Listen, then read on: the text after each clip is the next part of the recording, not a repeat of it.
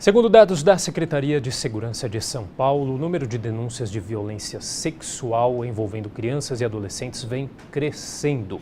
E para falar sobre esse assunto, eu recebo o Itamar Gonçalves, que é gerente de Advocacy da Childhood Brasil, organização que defende os direitos da infância e da adolescência. Olá, Itamar, obrigado pela presença. Eu que agradeço. Bom, nós temos alguns números aqui, segundo a Secretaria de Segurança.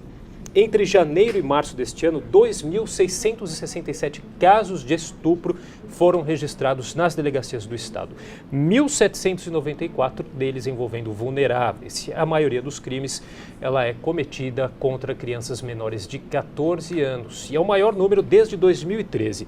Tendo em vista todos esses números, Itamar, eu te pergunto, o que explica essa situação? Quais são os tipos de abusos aí mais frequentes? Bom, são dois dados bastante importantes, né?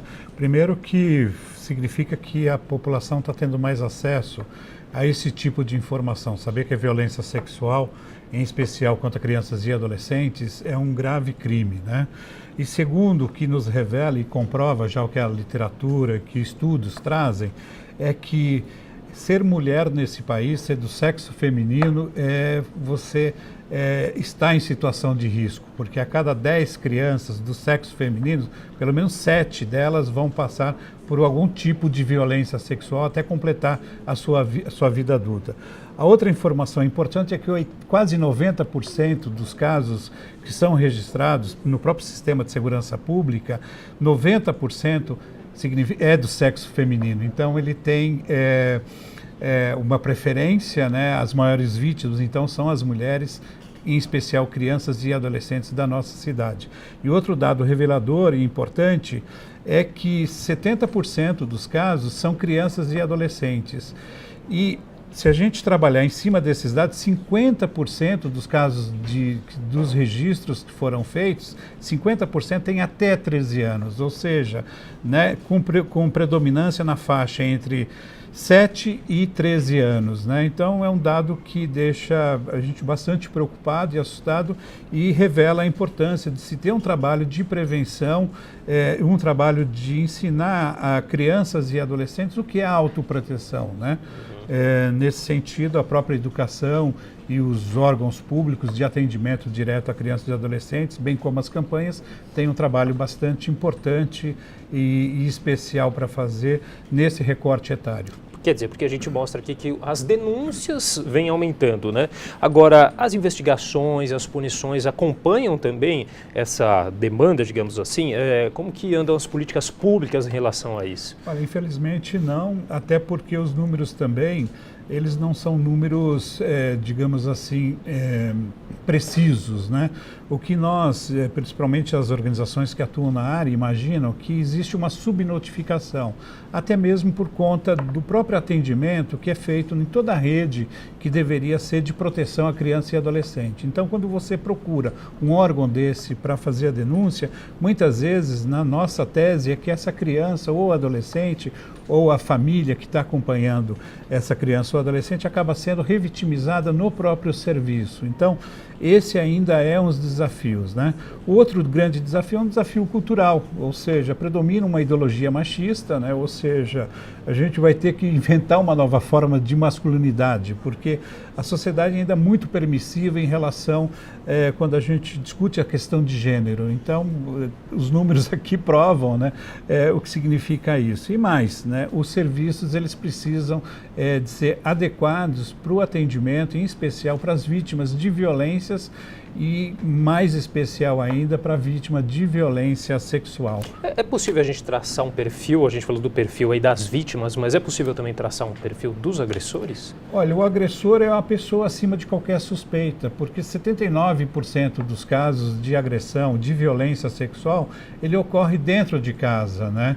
E na grande maioria esse número ou é conhecido ou é da própria família. Então, quase 50% dos casos de violência sexual contra criança e adolescente é cometido por pai, padrasto ou por algum conhecido ou parente dessa criança ou desse adolescente, né?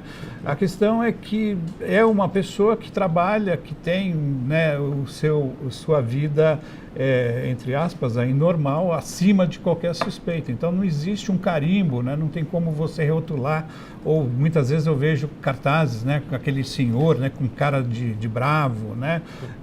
Eu acho isso um desserviço, inclusive, porque é qualquer pessoa. Então eu volto a insistir, eu acho que o grande para a gente, para se poder identificar os agressores, é fazer um trabalho de autoproteção com as crianças. Da mesma forma como você ensina uma criança a atravessar a rua, né, quais são os perigos de vida que ela tem ao atravessar a rua, nós deveríamos também de ter na sociedade um trabalho expressivo de ensinar às nossas crianças quais são as suas partes íntimas, quem pode tocar e quais são os momentos que pode ser tocado as partes íntimas, qual é a pessoa, né, e o que ela pode fazer ao perceber que tem outra pessoa manipulando, mesmo que seja inclusive da própria faixa etária, né? Quer dizer, quais são, o que equivale, né? Por que nós temos as roupas íntimas, né? O que se está querendo proteger com as vestes e, enfim, né? Começar a fazer um trabalho de educação sexual mesmo.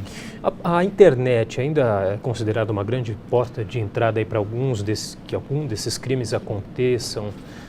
Olha, a internet é interessante porque da mesma forma que esses casos, né, a maioria dos casos, eles acontecem dentro de casa, né, e é realizado por alguém conhecido, a internet, né, você acha que deixando a criança em casa também ela está protegida. Então, esses números já falam que ela não está protegida. E a mesma coisa a internet.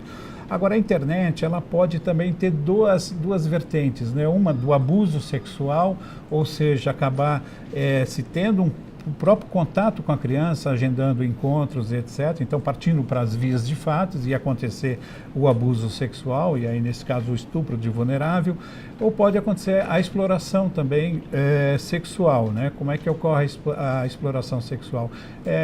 Com a disseminação de imagens, com o que nós chamamos aí de pornografia infantil, né? O importante é a gente saber que ele tem que ser um espaço cuidado e orientado, né? Então, é um espaço também que tem que ser acompanhado pelos adultos, né, que são responsáveis por crianças e adolescentes. Eu faço essa pergunta até para o senhor, porque foram aprovadas, sancionadas 2 leis recentemente, né, e uma delas diz que uma lei que prevê a infiltração de agentes da polícia na internet para investigar crimes contra a dignidade sexual de crianças e adolescentes, e também uma outra lei que estipula uma pena obrigatória de perda de bens e valores em razão da prática dos crimes de prostituição ou exploração sexual. Como que você analisa, então, como que essas leis contribuem no avanço dessa questão? Eu acho que mais em uma vertente, né? No caso da internet, em razão de se identificar redes, né, aonde se está hospedando, e para você poder desmontar quadrilhas, na verdade, o crime organizado que vai comercializar essas imagens, áudios com crianças e adolescentes, e inclusive chegar nas próprias vítimas que estão que estão sofrendo com essa violência ali no seu cotidiano, né?